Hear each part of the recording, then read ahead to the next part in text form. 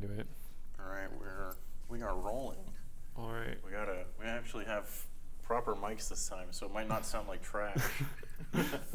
Are you like outing my like shitty laptop right now? Yeah, I'm outing all. Yeah, because as if it was hard to tell that was clearly recorded on like a laptop. Because the sound was so good in the really early episodes. The second episode was recorded on my iPod. Is that right? Yeah, so it's only like 30 minutes long because I didn't have enough space or battery. Just right now, I don't know. One of them 8 gig iPod. Right one now. of the two factors, and so yeah, if you wanna. And I was like, I don't know if I had a mattress or something, but I distinctly remember just like I was just lying on your bedroom floor, and like you were on your bed. Oh, that's right. Yeah, okay, I remember that one now. Yeah, that's where we talked about Hayden Christensen. Hayden Christensen and Spider-Man. And Spider-Man. Yeah. Good times. Yeah. Welcome to Nothing Cast. I don't even know if we said that. We haven't done one in a while. No, we're back, baby. It's the original. It's the original crew team. simple setup. Hanging out in a room, talking about nothing. What more could you want? What more content could you ask? Yeah, so I wanted to do an episode about Onward because I saw it recently, and I know it came out like over a year ago, but like I feel like the release of that movie kind of marks the like start of the pandemic, so it's kind of on topic. Sure, yeah. It came out literally like a week before the pandemic started. Yeah, so I was still working in the movie theater, remember? Yeah. And then like 3 days into its run, they're like, yeah, we have to close. And then Disney actually put it up on Disney Plus for free, which was cool. Yeah, that was a really smart move on their part, just to be like, we're sorry, like here you go. I have so many complaints about Disney Plus because like every time they like do something that's like, oh good, oh that's cool, they also do something stupid. Like that one where it's like, oh, it was supposed to kind of be in theaters, but theaters are all closed now, so I don't know, put it on Disney and you can watch it there. And then like Mulan came out and they're like, you have to pay $30 on top of the subscription fee. And it like bombed, and like everyone hated the movie and stuff. And then they're like, "Okay, Soul, you can just watch it for free." It's like, cool, all right, good. They're doing something good this time. And then Raya and the Last Dragon comes out. They're like, "You have to pay $30 on top of the subscription fee." It's like, why? I thought you learned your lesson. I don't know. I don't know if Raya made any money or not. I think the main thing I thought you were going to talk about with like issues with Disney Plus is just like the UI is like very like mediocre. Oh yeah, UI is kind of bad. Like, have you ever tried to turn off subtitles? It's awful. There was one time I was at let's just say I wasn't at my own house, just because that's easier for the sake of the story. Okay. It's too many details, but yeah. So I was using someone else's Roku. That's the whole point of the I was using Cast. someone else's Roku and their Disney Plus on it, and I wanted to watch Star Wars. Yeah.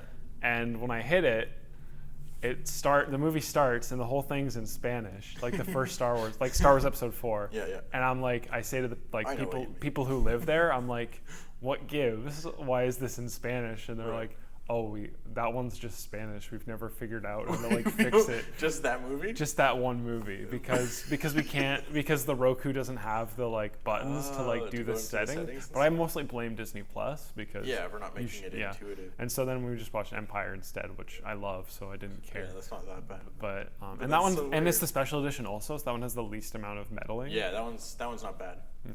Yeah, and the other, you heard about the McClunky thing, right? Oh my gosh. Yeah, like isn't that crazy? That's so good. They like didn't even think about it. Obviously, they didn't think about it because they just left it as it was. George was meddling with it, but between him selling it and selling Star Wars and like the previous re-release, and added an extra shot where Greedo says McClunky, but they don't have a subtitle, so it doesn't even know. You don't even know what he says. I thought some nerds translated it. Yeah, but it doesn't say it. You have to go to like Wikipedia to find that shit out. Like, it doesn't say it in the movie. It's the most ridiculous thing. And it was like him trying to refix the Han shot first thing like further, because like he It was Han just shot first. That was it, and then Greedo shoots. I don't see how he finds that an error. Like it's stupid. I saw the whole original trilogy again recently. Yeah, Leia shoots first. It's such a great setup for his character. Yeah, it's perfect. Yeah. It's so dumb. Yeah. And like Leia shoots first in her opening scene. Yeah. She blows a stormtrooper away, and then they're not even trying to kill her. They're trying to catch her, and she just murders one. Oh yeah. Luke tries to shoot first in the Jabba the Hutt scene in Jedi. He tries to shoot Jabba with a gun. This is after he's like learned training. This is like he's learned his lesson from Empire. This is after he's learned about how Jedis don't even really use the Force for attack, or they only use it for defense. All this shit from Yoda. And honestly, and then he tries to shoot Jabba the Hutt. But that's not in that context. It's not even like that was like a bad thing per se, because it's like it's like he's already captured like two of his friends and stuff. Like he's trying to assassinate a crime lord because he's bad, he's trying to get out. Leia kills him later. Leia kills him later. So it's like fine. Like all of the characters kill people throughout the series. It's not really like, and that's the whole point of that opening with Han, is that it sets him up as this like cold-blooded, like, I'm only in it for the money. I'm not in it for I don't give a shit about your revolution. And so then he has an arc at the end because it turns out he does actually he has a heart, because even if he doesn't even if he doesn't like care about the revolution per se, at least he cares about his friends enough to and that's out in the time of crisis. I think that's a great movie. That's perfect, because it sets up his arc for Empire where he transitions for him not just caring about his friends but caring about the rebellion and cares about the cause as well. Is a good person and starts developing in that way. I think after watching the original trilogy again, Han has like become my new favorite character. Like I was always a Luke boy, but I think Luke is great too, but Han is kind of awesome. And part of it is because like he doesn't give a shit about like what's going on. Oh yeah, I think that's something. I think he's such an essential character to Star Wars, and why most like to making it work. Subsequent like fantasy things that suck is because they don't have a Han. Yeah, that's a lot of people's argument for like the biggest thing the prequels are missing is a Han Solo type character. Yeah, someone who's like because everyone guy. Takes the world way too seriously, you know, because he's like Luke's like space wizards, droids, and like C-3PO's like I speak all these languages, and Luke's like that's so cool, and Han's like you're dumb, everything's dumb, I hate this, I'm gonna shoot you. Your religion is dumb, you're dumb, you're dumb for caring about this. It's great. Yeah. What was I saying? Something about just the Han shot first thing really quick. Then he added the extra shot where Greedo shoots first, and then which is stupid and looks terrible. And then later on they like adjusted it so they both shoot like almost exactly the same time, but Greedo's still slightly before Han. But like at that point it wouldn't matter anyways because no one's reaction time is that fast. It's stupid. And then he changed it again. Han's part Jedi. He's a secret Force user because he can pilot really well, and he used a lightsaber in one scene. And he's just a secret Jedi. Top 10 secret Jedi. That's why Ben Solo is such a strong Jedi, is because both his parents have Jedi powers. Exactly. Yeah, but anyways, they added the McClunky, and it was just because George was still meddling with the scene, and then they didn't think to like check the like file, and it was I guess the most recent file of the movie, and then they just uploaded. They keep doing stupid shit like that all the time. I was watching Spider-Man, the '90s animated series. With our cousin, and the show is in 3x4 because that's how they made cartoons in the '90s. Yes. And then we were watching, it looked fine, and then like halfway through like us watching, it just became 16:9, and it was just literally just cropped in, and it looked awful, and it was terrible. And like there's parts where like the credits are just baked into the frame, right? They're not like a separate text effect. Oh, I know what you're saying. Draw it onto the they're just credits that are just cut off. It's like who wrote this episode? I don't know. It says written by. Yeah. I think there's some where it's like executive producer, like someone, and then like you can see like the top of Stan Lee, but it's like cut off. It's like, wow, you're cutting off Stan Lee's name from the Spider-Man show. Are you kidding me? And then they like just fixed it later on, and it's like, why?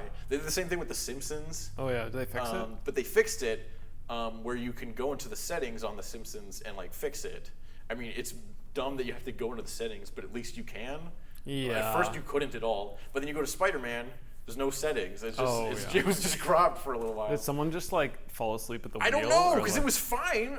Earlier we watched like 4 of the 5 seasons, and then we got to season 5, and like one episode. Did they just decide to shoot season 5 and 16 non-garbage? Is that what you're thinking at first? Because then like the next day it was fine, and like we checked the other episode, and it was fine again, and we're like, what the hell happened? It was so weird. I don't know. They just do stupid things like that all the time. And like the menu is hard to use. Like if you go into the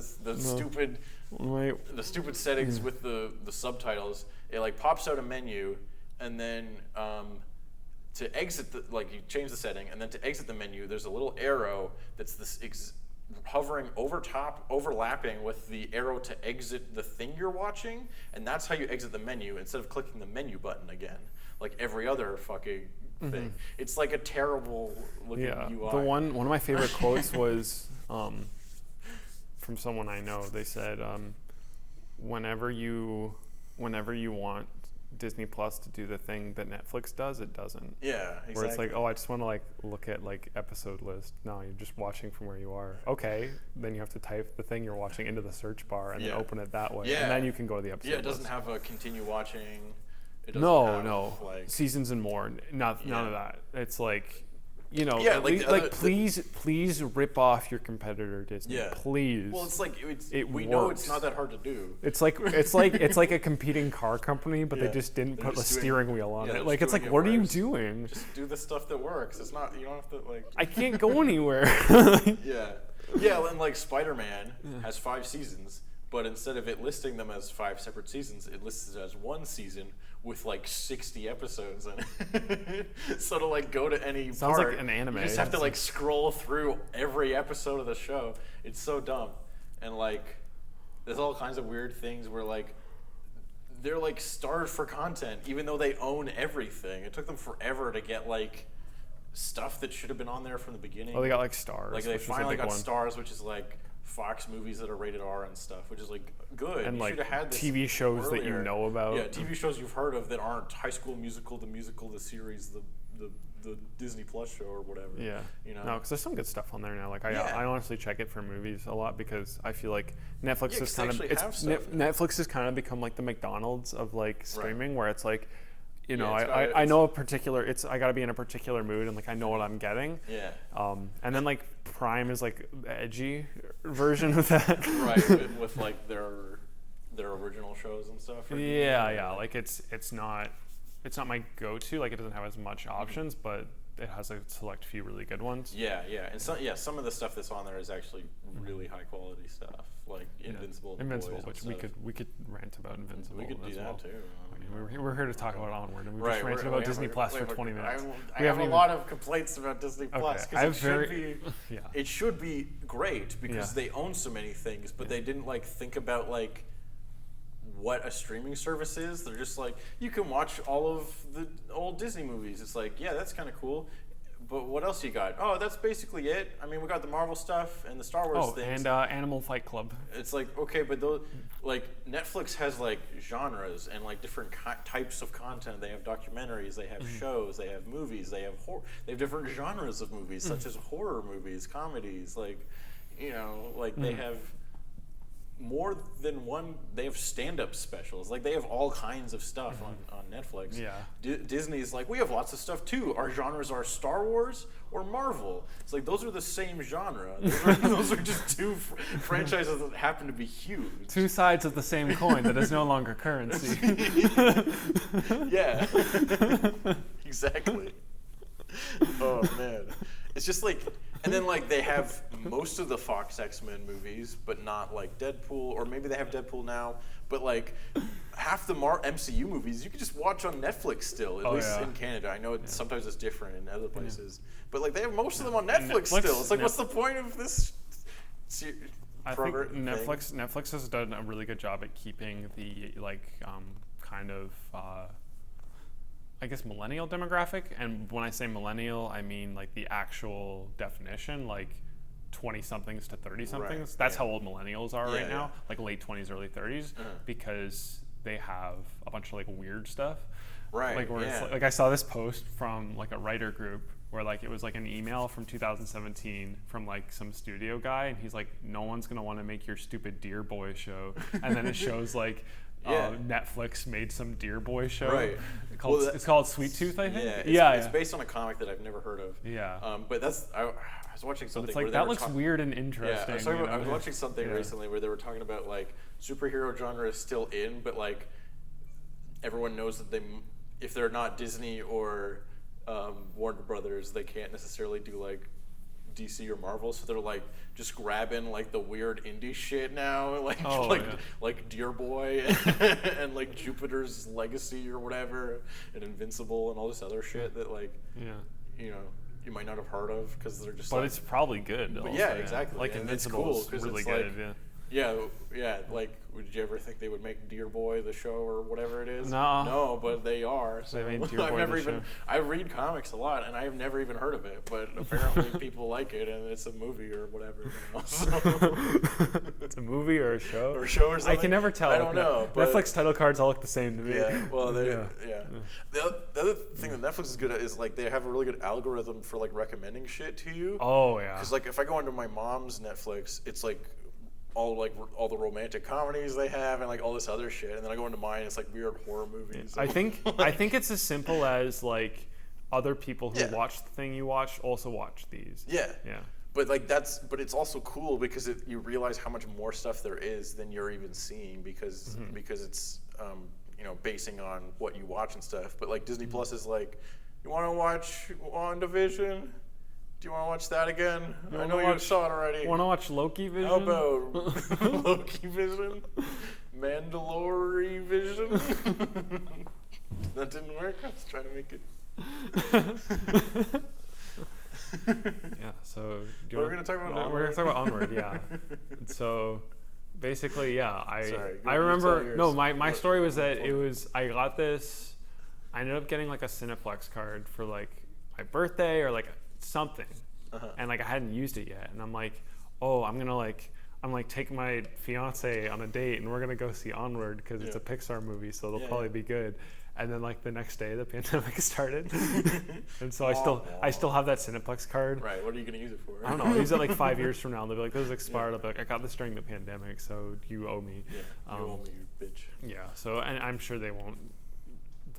I hope they own up to it. But anyways, I'm sure it'll be fun. But anyways, I hadn't seen it until like recently, and I would say that I really, really, really liked it, and so much so that I was like angry that I had like that there was not hype around it.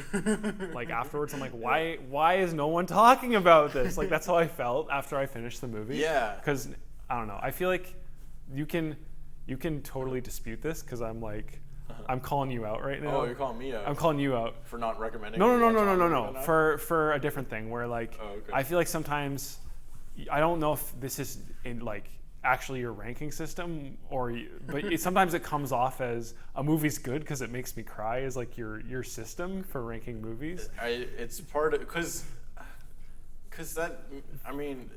I don't know. I don't cry in real life that often. So if a movie did it, then I'm like, but wow, like, I felt a human emotion. Yeah, but it's not just because it made me cry, and I think that's something that like other people might use on the shallow like basis of this made me cry, and it might not make me cry ever again. Right. But at that time in my life, I cried, so it gets my gold star, and everyone should watch it. Where I don't want this to come off as disingenuous when I say that Onward made me cry. Onward made me cry so hard. Yeah, I don't even know what it was. People say that about like every Pixar movie. Oh, it's a real tearjerker. Yeah. Oh, you'll it wasn't. Up at the end when the thing happens. I don't know, and like. And that's true for me for most. Well, not. That's the thing. Like it is for some Pixar movies. Yeah. I think Coco makes me cry. Coco, Inside Out a little bit. I haven't seen that one since it came out. But you should watch it again because I'll probably cry if I watch it again. There was like a couple years ago where I was going through something. That's another. It was when like right around when Nana died. My girlfriend at the time, who I'm now married to. She say that like you've dated. Yeah. So my girlfriend at the time, she was all kinds of ladies. She was like, I watched this movie when like I'm like when life just is rough. I'm like, it like helps you like process your emotions and stuff. And so I watched it and I cried and I'm like, oh, this is really like cathartic, this film. So it's almost like therapeutic in a way. You can just watch it because it's good as well. But Inside Out is really clever and really smart about their premise and their world and everything. Yeah, in a way that Soul is similar, but Soul not. Feels like Diet Inside Out. Like it's. And I think I know this is a Pepsi. I know part of that, but I know that it's not. Like our cousin said, Soul felt like really talented people phoning it in for a movie, which I kind of agree with. I think Soul is really great, and it's better than like a lot of other shit. I think so, but that was the other thing, is that once I saw Onward, I'm like, why did I think Soul was good? This movie's way better. Like, just it just paled in comparison. Like, that's there was just so much about just. Like, I don't know, what were you gonna say? I was just gonna say the obvious thing, which is I think the reason we connect with Onward so much is it's literally just about two brothers that love each other. Yeah. Yeah, but I don't even like. It wasn't even like what was I found interesting is that like were you consciously like thinking of like memories from your life when you were watching the movie, or was you? I just felt like I was invested in the characters and the story. I was just kind of into the. Yeah. Well, it was weird for me because I watched. Oh, this was rough. So my experience with Onward is that I watched it the day before you got married. Yeah. Which was like. Bad plan. Bad planning on my part. Yeah. Well, you didn't know. You didn't know it was going to Well, I didn't know it was going to make me cry that much. It was going to be like feels galore. Yeah. But literally the last act of the movie, from when they got to the school again at the end till the credits. Yeah. I was just crying constantly the whole time. I'm actually getting chills right now thinking about how good the third act is. It's so good. The whole thing's great. Yeah, and then it really gets good at the third act. Like it's like a fun adventure throughout. There's some good moments here and there for sure. I think, and then it like gets excellent in the last act. Yeah. And then it just the tears just keep coming and I'm like, and they love each other, and they looked out for each other. And then my brother's getting married. I think the one thing I like, that's just and the more I think about it, the better it gets. Like, it's one of those things where it's like, okay, like first off, amazing idea. Yeah. So there's a high school, right? Yeah. And their mascot is a dragon. Yeah. And so when he first goes up to it, it's like this big, like intimidating thing for him is like social situations. And so like. The high school is like metaphorically a dragon for him, and then it literally becomes a physical dragon, and this cry is a school bell. Like, it's brilliant. Yeah, it's good. And then he has to conquer it. It's like brilliant stuff like that. The mom gets a little arc about being a warrior. Yeah, it's like every like line and thing that happens in the movie is important and comes back. Like even at the beginning where it's like I don't know, like just even though the world where it's like you can even connect with that where it's like, oh, like magic takes time and you need patience to like learn it, but it's like, oh, I could just turn on a light. It's like, oh, I could read the book of a movie, or I could just watch the movie. Yeah, I kind of get that. So it's like you can just kind of understand why the world went that direction, you know, just because that's human nature. That's a fair enough explanation. Yeah. I do. Yeah, it also for me, Onward hits a lot of niche genre beats that I really like. Which, how do you mean? Like a sort of modern world with like a secret fantasy thing. Yes. I like that stuff. The two brothers in a van and they're running all sorts of things like that. I have a say your thing. That I was also writing a script at the time, which I'm like I have to shelve this for now because it's Onward's got a lot of stuff that's similar to version. Onward, but it's way worse than Onward. I should give up, because it was like I'm gonna do this road trip movie where it's got like secret fantasy stuff, but it's like mostly in the background. It's mostly about just characters in a van or a car or whatever, and they're on a road trip. And then it's really all about his brother, and at the end, and like my script sucks. Like it's Onward did it way better. I'm never gonna be as good a writer as. That's why I'm still working on this script, but I was working on a script at the time that I watched Onward. Like I'd been doing it pretty consistently. And after I saw Onward, I'm like, I need a break. Like I thought I was good at writing, I'm not. yeah. Which is like, like it's cool because a movie's that good, and you're like, oh, well done. Yeah, no, there's also so many movies that are bad. And you're like, I can write this, I can do this job, and then you watch that, you're like, oh, that's you did it, you've done it. Yeah. I'd say you crazy son of a bitch, you did it. I think another thing about the world, I don't know if I think I heard this from one of the YouTube reviewers, but I think it's a really good point, which is that they'd never like go out of their way to like have over expositional like dialogue where it's like, these are elves, these are centaurs, these are like, you just get it. You don't need to explain. They don't even really explain. That's something that Bright kind of like. Did you watch Bright? I did not watch Bright. It's not very good, but that's something it kind of falls into trouble with, where it's like there's sometimes too much exposition and sometimes not enough because it's unclear how the world works, and it's like it's kind of just like, what if black people were orcs, and it's like, that's kind of stupid, and like it's not subtle with its like race, and it's kind of just Zootopia but worse, and like I don't know. Yeah, no, Zootopia is actually great. Zootopia is actually also good. That's another can of worms. I'd say because Onward, it's really good. I think I only have 2 problems with the movie, and I just wanted to get those out of the way. My one, and this isn't even like that much of a issue. My first one is that it's an issue because it's like, oh, it's actually because the movie's good that it's an issue, or it's like it's like I think the like B plot with the mom and the Manticore was a little weak. And I'm like, but let's get back to the brothers. Like, anytime there's this, and like this season, and they work well together, and I think it's a fun dynamic, and they have a couple fun scenes together, and I think the writers knew what they had with the brothers, and so they don't cut back to the mom very often. But I do. And then the even less interesting stuff with the centaur.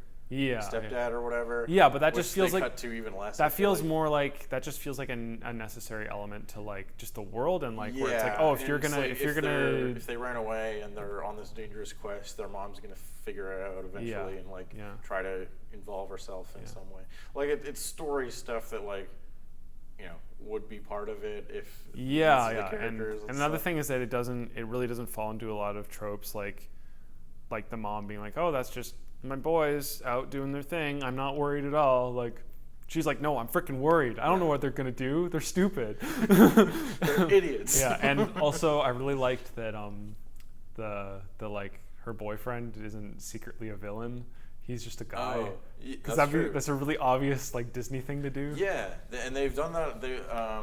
I watch a lot of animation channels where they talk about like YouTube channels that review like animation and stuff, and they talk about like a lot of Disney movies do the twist villain, old Pixar ones as well. I watched one of those. It was a video essay about that in regards to like Invincible and how Invincible does a good it does a good twist villain as opposed to a not good one. But anyways, you were saying your bit.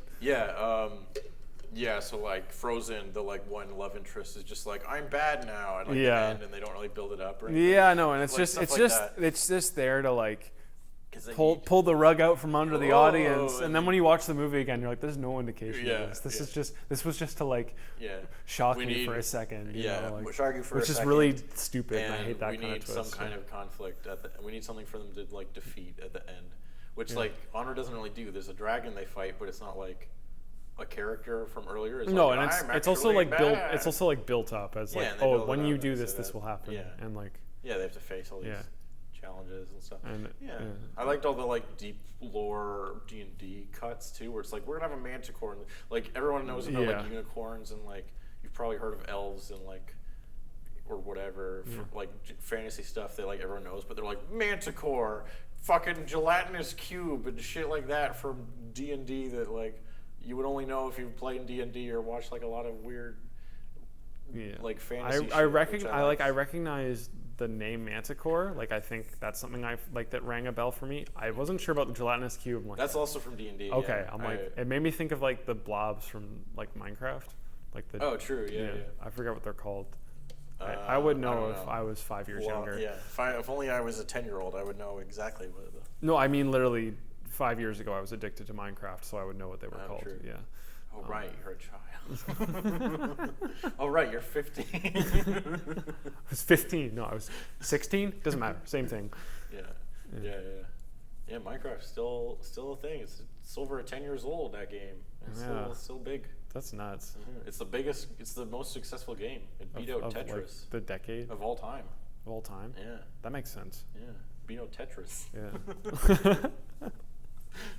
What were we saying? Something about cubes? Something about gelatinous cubes. Deep D&D cuts. Deep D&D cuts, and they don't like they explain like what it is, kind of, but they don't like, I don't know. Instead of just being like, it's like the Harry Potter shit that everyone knows, where it's like, oh, it's a griffin or whatever. Like it's a big snake.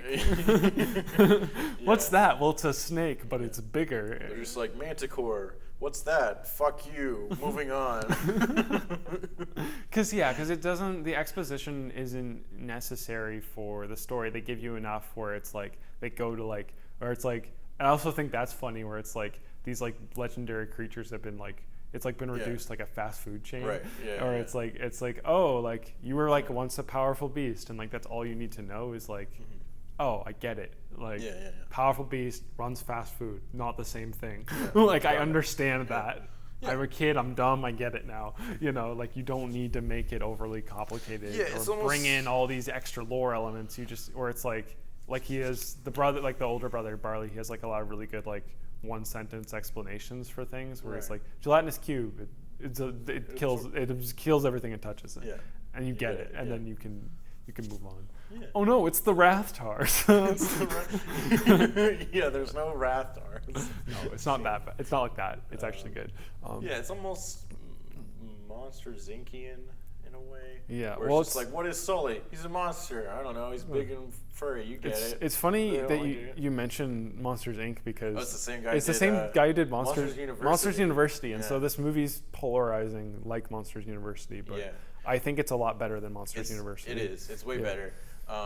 Again, Monsters University is like fine, and then the third act is pretty good. Yeah, I think that's the thing about is it Monsters University? It has the same kind of subversive kind of energy and nature to it, where it's really because Monsters University is one of the like I know it's like fine, and I haven't seen it since it came out, but something that I distinctly remember about it was that it actually like it follows like the sports movie formula.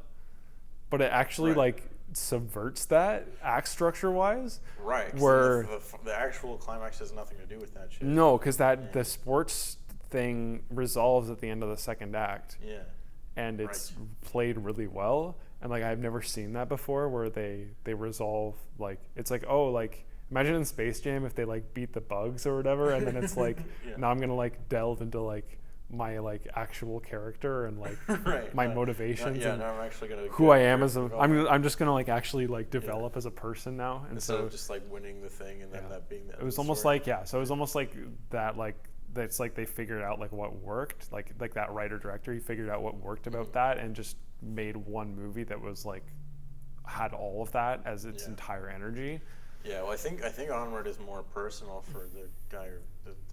Like I think it's a he said that he didn't know his dad growing up because he like had passed away when he was really young, kind of thing, and so that was like a really kind of personal thing for him. Mm-hmm. Oh man, I bet his brother cried.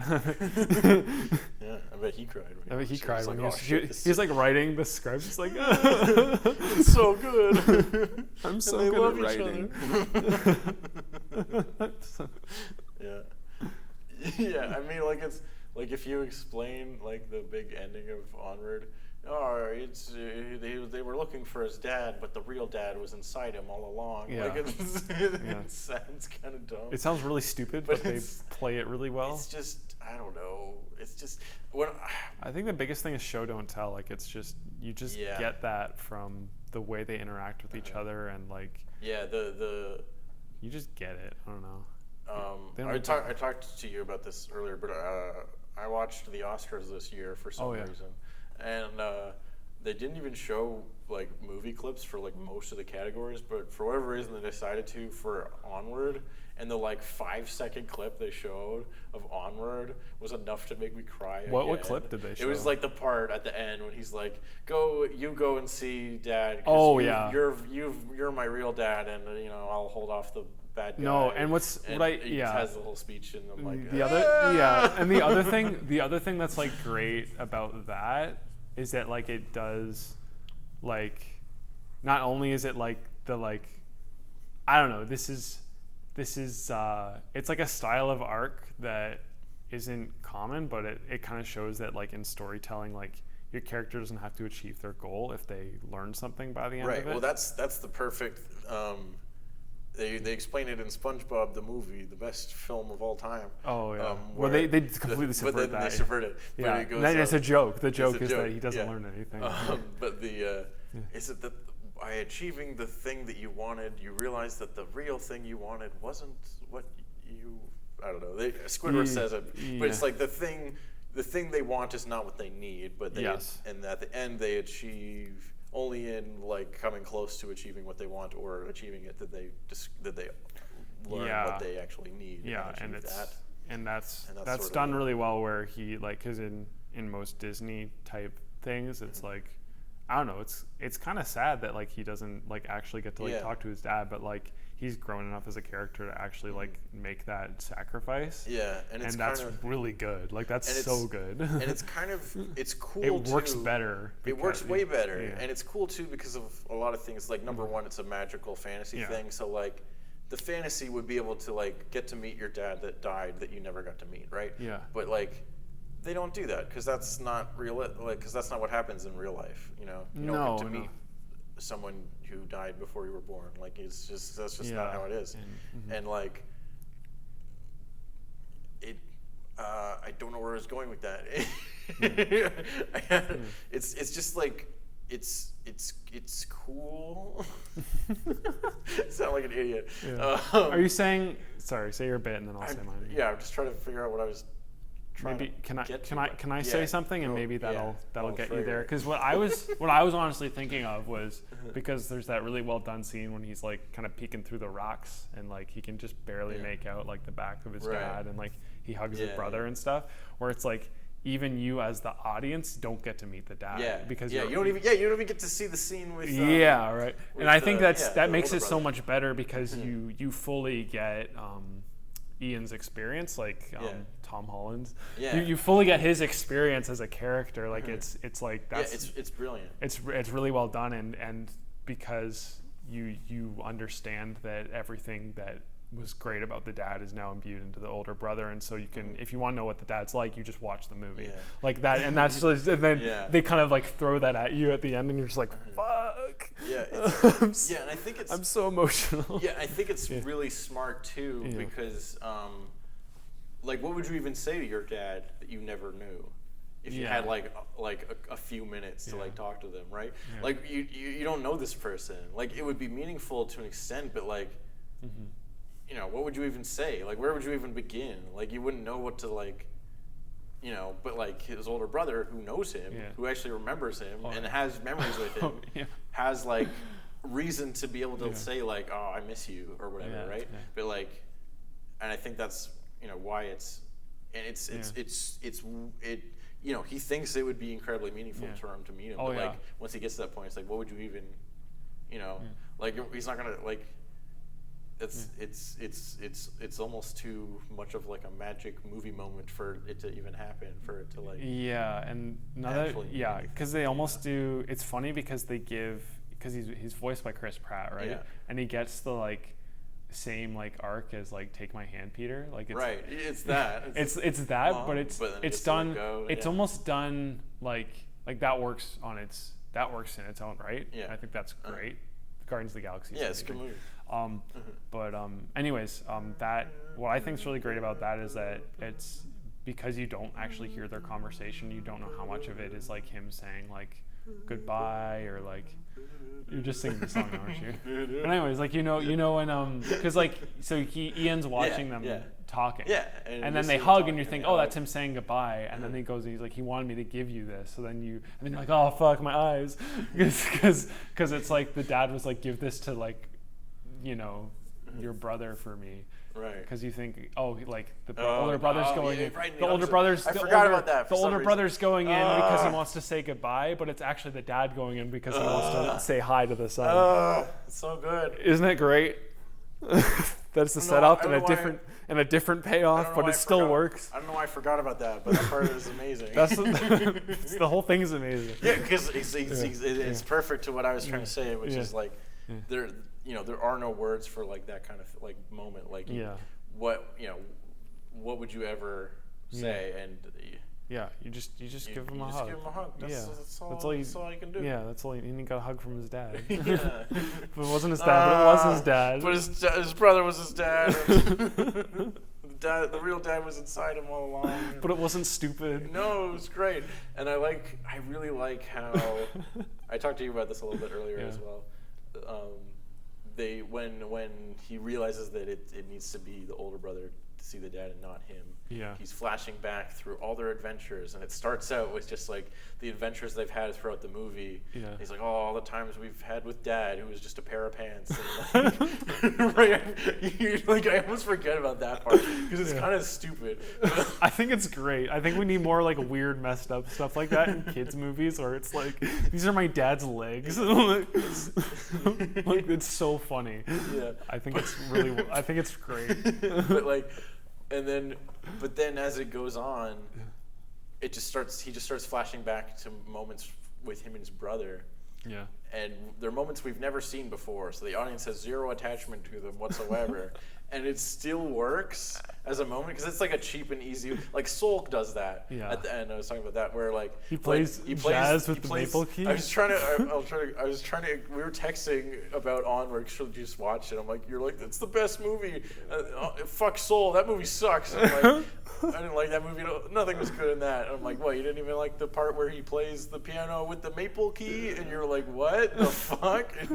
Did I even watch this movie? Yeah. I don't know what you're talking about. I was trying to explain it to him because he had the maple key and the girl had it, and then he remembered all the good times they had and he used that to play jazz and get back into the soul realm or whatever it's called, the soul world or whatever it's called, the great before or whatever. You just play jazz and you can go to reverse heaven or whatever.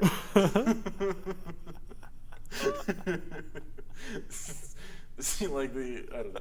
The rules were a little unclear. That's another thing. Because there's a lot of rules in that one, and they don't like. They brush past them really fast. Well, it's just like it's a lot of lore, and it's a lot of cool ideas, but it's not like fleshed out as well as something like Inside Out, where it's like there's a really, really simple message in Inside Out, which is sadness can be good sometimes, and it's okay to feel your feelings. Yeah, that's it. Soul is about how like you gotta accidentally die and become a cat, and like someone else lives through your eyes, and in order to reappreciate life, and you shouldn't have depression, and don't like overwork yourself, but also jazz is cool because it can bring you to the soul realm, and like there's a lot going on in that movie, and I kind of like that it's a kids movie that's just like what are souls? Let's discuss that. What is the meaning of death? And like it goes for all these like weird ideas. Yeah. But it also like isn't as like clear cut about like what is it trying to say. Yeah. And Soul does the thing I was trying to say. They do the thing that a lot of movies do, where like at the end of the movie, he flashes back through all the adventures they had when he was a cat, and like they saw the maple key and whatever, and then the music's really good, so it's pretty like that would be the part where you would cry in Soul, which I cried a little bit, but not as much as I think I had like my eyes got wet, and then I didn't cry. Did you just not blink for too long? Yeah, I just waited. But then what was I saying? Something about. But yeah, then and that's like the like if you're gonna do and then you feel the emotions because you remember all the good times you had watching the movie, like like that's that's why it works. That's why it works. That's why those moments kind of work. Yeah. But then Onward does the same moment, but then it reverses it in a way that shouldn't work at all, where he starts flashing back to all these scenes we've never seen and like we have no attachment to whatsoever, and then it still makes you cry. It's like that's fucking good movie right there. Yeah, like there's so many things you said where it's like it sounds so dumb on paper, but like it actually works. I think that maybe that's part of why like Onward doesn't work for everyone, at least from what it seems, because not everyone's like, not everyone gotta watch Onward. It's so good. Feels the feels, I guess, because if the feels don't work for you, then like you. Yeah, and there's like, what is this? A pair of pants is the main character? What the hell is this thing? What is this? Yeah, like They're I guess wizards, but they drive a car. And if you just, happening? I don't know, if you didn't feel something when you watched it, like that's like I can't. Make you. You're just a different person than I am, and like I can't make you feel that, and I feel bad that you didn't like it as much as me. I guess. Like, that's part of like art being subjective as well, because like I think literally for us like Onward is like a really good movie because it's about two brothers that love each other. Yeah, but then, but also I think that was a big thing for me. Also on top of that, it has a lot of really good like setup and payoff, and so I think I was more frustrated by people not liking it on its objective qualities as well. Right. Yeah. Because it was really good objectively. Yeah. Like, I think part of it is it just kind of hit at a weird time when everyone was like, it's a pandemic. What do we do? Are we all gonna die? Everyone buy toilet paper. And then it's like, hey, this movie where brothers are in a van and there's a pair of pants. You want to watch that? No, I need toilet paper. I'm gonna die.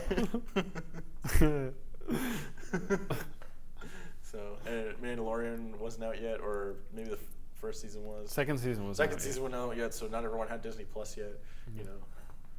Or they had canceled it between Mandalorian season. There wasn't a new Marvel show every week, so you didn't have a reason to have it between Mandalorian seasons. Oops. Yeah, I don't know. I don't care about Loki. I think I'm just exhausted. Just gonna not do it. I'm just exhausted. Yeah, I was like thinking about watching it. I don't know if I will. Yeah. Like, I don't know. I started like, cause did we do it for WandaVision? No, but we did it for we did like a bingo card for when we watched the Snyder Cut, and that was really fun. And then me and our cousin Jacob watched Winter Soldier, and like after a couple episodes, we were like, I kind of want to make a bingo card because I think that'd be fun.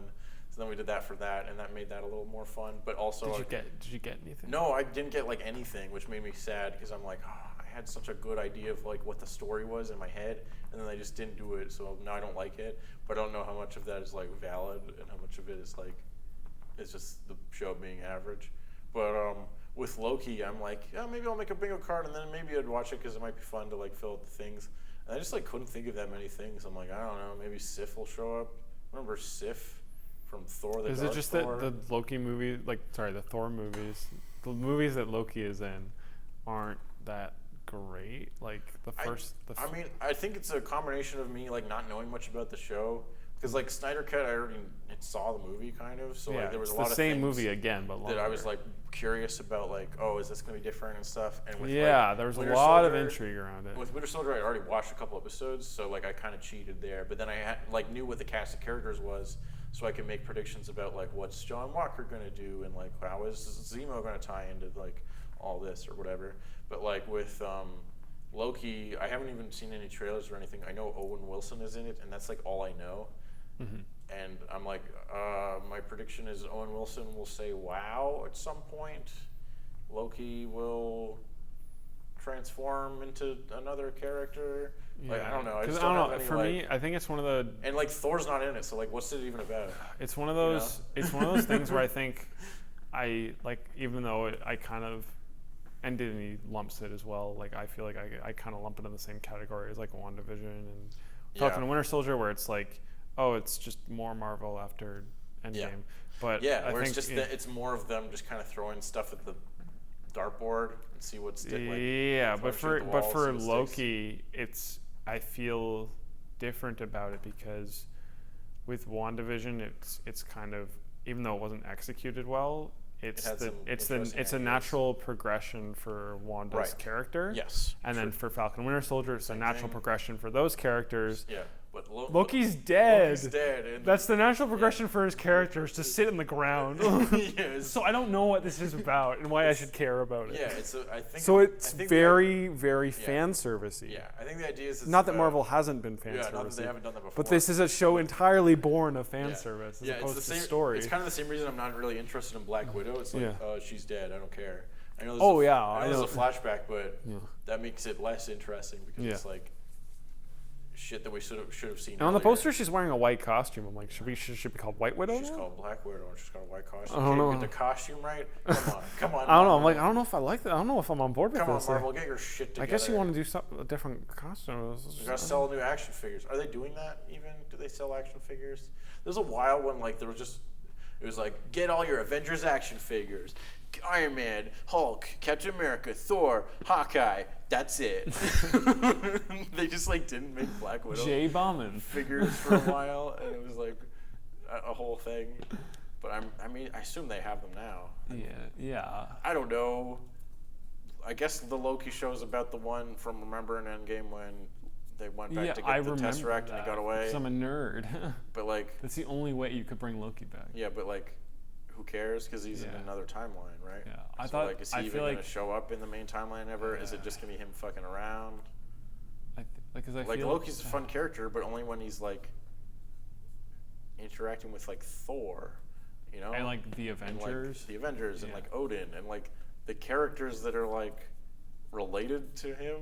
Mm-hmm. You know, I don't know. He's kind of like I don't even know, like a Magneto type, where he's similar to the hero, and his values sometimes line up with the hero's values. He used to be friends with the main hero, and they had a falling out. And so it's really cool to see him work together with the heroes, but then he'll kind of bait and switch, and he'll always kind of revert to doing his goals at the end, which I think is fun. Yeah, and he has somewhat sympathetic motivations because he just really wants his dad to love him. Yeah, which is understandable. Yeah. But then in like Ragnarok, it's like, oh, he's dead now. His dad's dead. So who cares? His dad's dead. Who cares? They're sort of friends, I guess. I don't know. Yeah.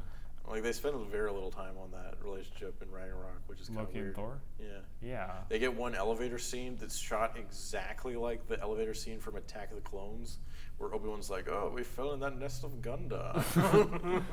Save my skin for the 10th time, 9th time, actually.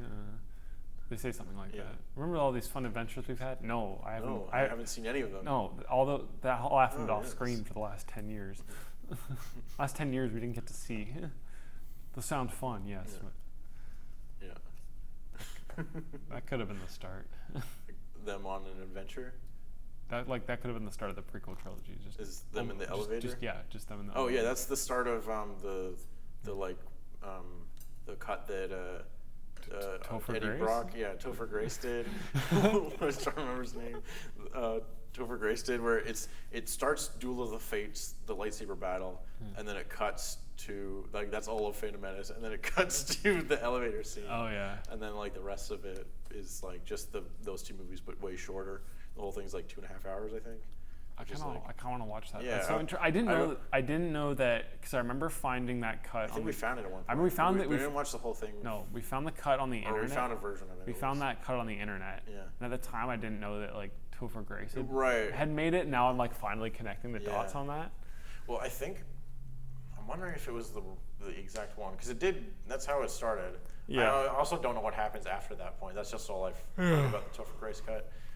But I remember they kept a lot of the romance stuff from Attack of the Clones, and I'm like, this stuff is awful.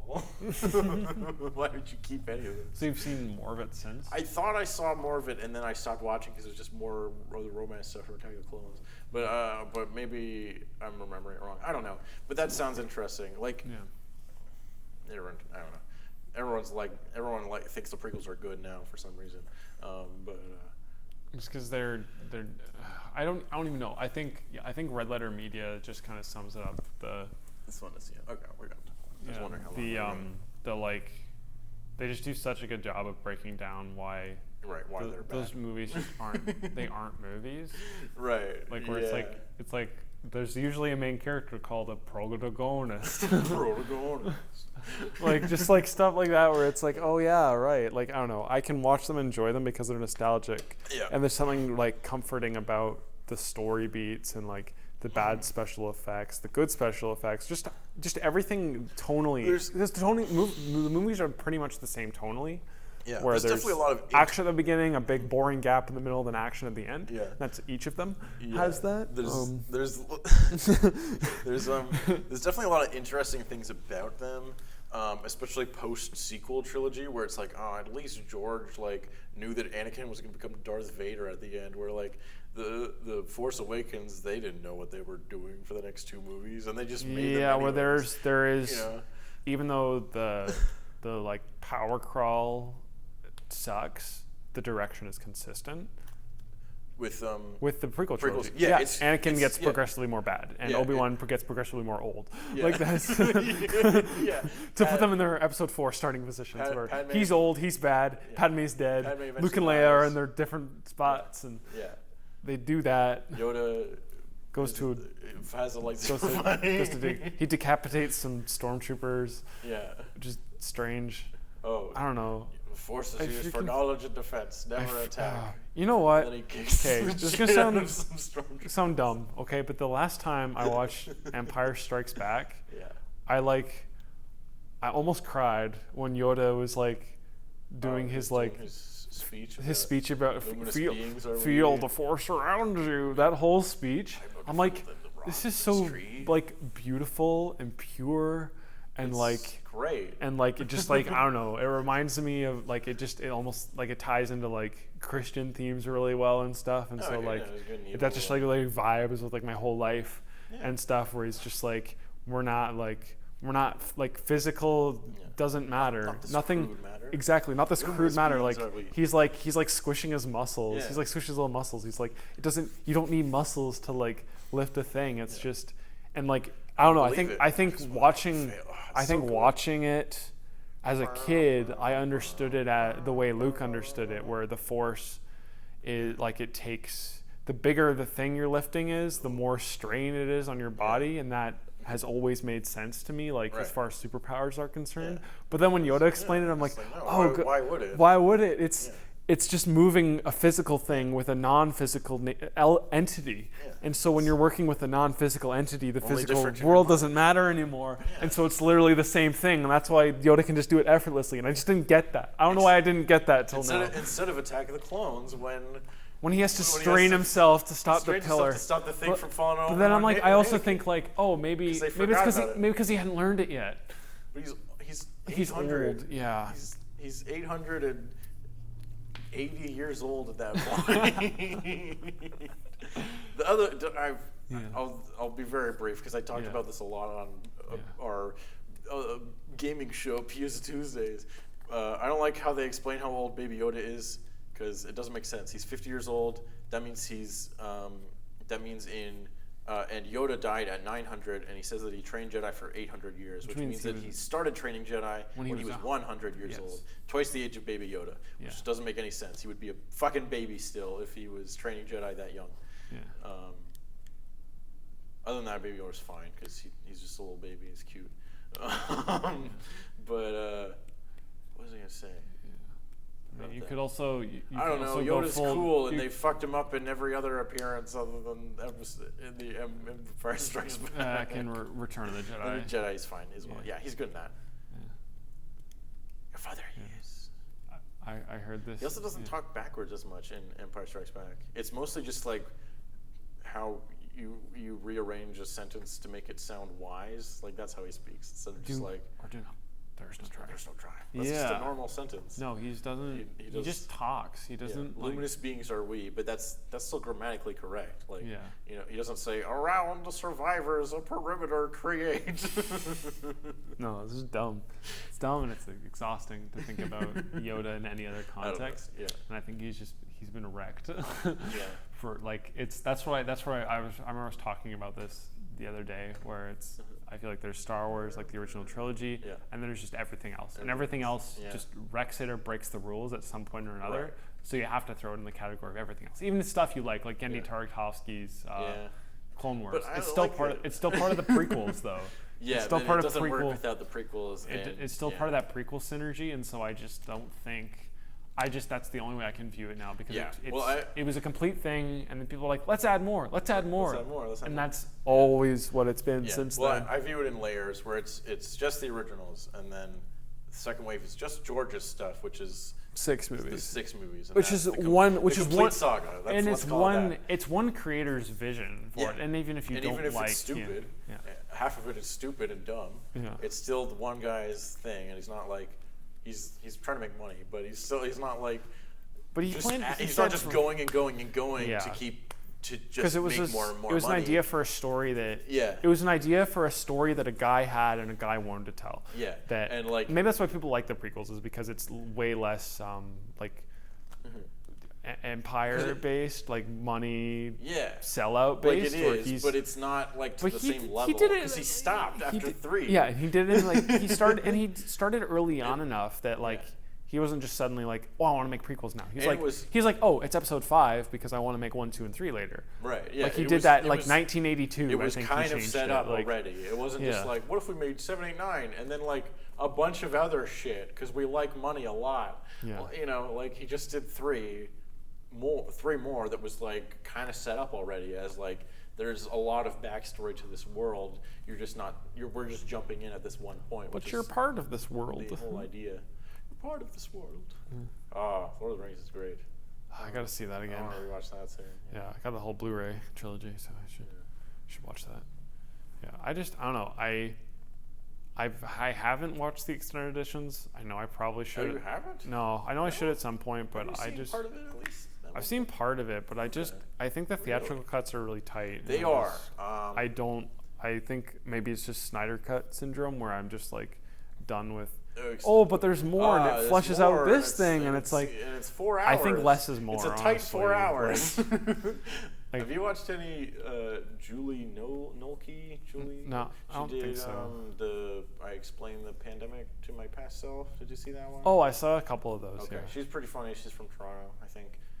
She does like sketch comedy and stuff on YouTube. But she did one video where it's like someone breaks into her house and is trying to steal her TV. And she's just like really nice to them. She's like, "Do you want help like lifting it into the car and stuff?" And I'll see if my friend has his truck because it might not fit in my car. And like, she's like, "Oh, you want to give it a test drive? I mean, if you're gonna steal it, you might as well make sure the TV works and stuff. Just check out. Well, I got Fellowship ready. It's the director's cut. It's a tight 4 hours. Just like watch all of Fellowship together and stuff. It's funny. It's funnier than I'm making it sound. No, but I just like the idea. It's a tight. Let's put on Fellowship. It's a tight 4 hours. Where I think. It depends on the Lord of the Rings are good. I think I have to be in a certain mood. For sure. Watch them. Yeah, we watched them all in one day the one time, and that was maybe a mistake because it was 12 hours. 12 hours. That was your whole day. We didn't do anything else. What was I saying? They're both good. The extended cuts are both good. The third one is maybe the best extended cut because it actually adds shit that's like, oh, this is like more of the story as opposed to just like more like world building and a little more character stuff. Like in the third one, they actually kill off Saruman. I remember seeing. I've seen that bit for whatever reason. And the theatrical cut, he's just like. They're like, oh, Sauron's locked in his tower. Should we like go up and kill him? And then Gandalf's like, nah, he's probably fine.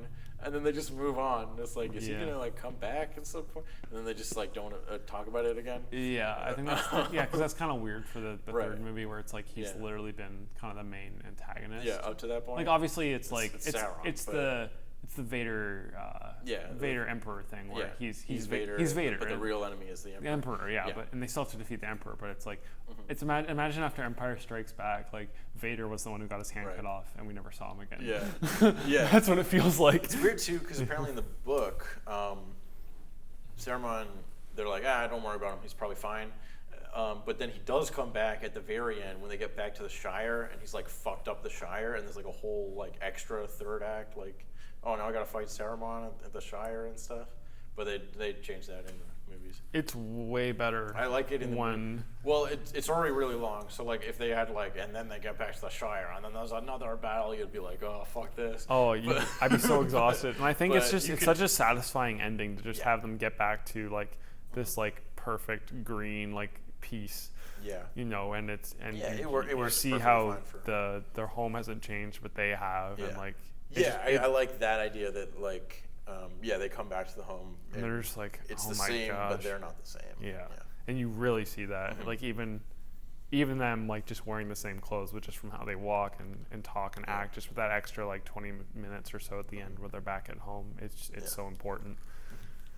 Yeah. It also with the extended ones, like I know some people have like only seen those, and so like the theatrical ones is like you feel like you're missing shit because you're so used to the other one. I'm that way with Terminator 2. Terminator 2. I don't think I could ever watch the theatrical cut because I've no, only seen the extended one. I'm like, how could you cut any of this? It's all brilliant. Yeah. No, it's really, really tight and really well done. Yeah, and it's weird because in the we watched the extended director's cut commentary with director's commentary one time. Yeah. And James Cameron's like, yeah, this scene's kind of cool, but like, and we ended up cutting it out, and I don't really miss it. I'm like, how could you not miss this scene? It's like such an integral part of the character development. Like all of them. And I'm all like, really? Scenes, The one scene that he's like, this is kind of cool is the one where they take the chip out of his brain. Oh yeah. And they reset it. And he almost smashes it. Yeah. And they have to reset it so that he can learn things, and that's part of his whole arc of learning what it's like to be human.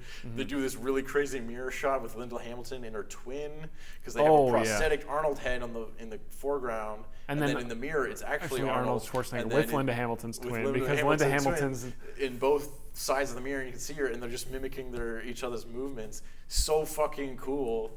And there's you don't even think about there's Eddie Furlong and Eddie Furlong's stunt double holding a light. It's so good. Yeah, it's so brilliant. Really well done stuff. It's like the best effect in the movie, and that's a movie. He's like, I didn't want to cut that out. I just felt like cutting that out. Filled with incredible special effects. It might have been like that one. He's like, this seems pretty cool, but like the rest of the stuff is like, this there's more with like the Miles Dyson, I think, and stuff like that. They flesh out him with his son, with his stuff like that. His family, his whole family. It's like that's all good. You need to humanize him, so that when Linda Hamilton's trying to terminate him, it's like, oh, it's bad. Oh, she's the villain now, and you actually you care about him when he dies. It's the same thing as the first Terminator, where it's like she's trying to prevent Skynet from being born. No. So no, it's no. What I was getting at is how they set up Sarah Connor in the first Terminator. Like he's the Sarah Connor now, where it's like, oh, like, who's this Terminator gonna go after? And then you just see like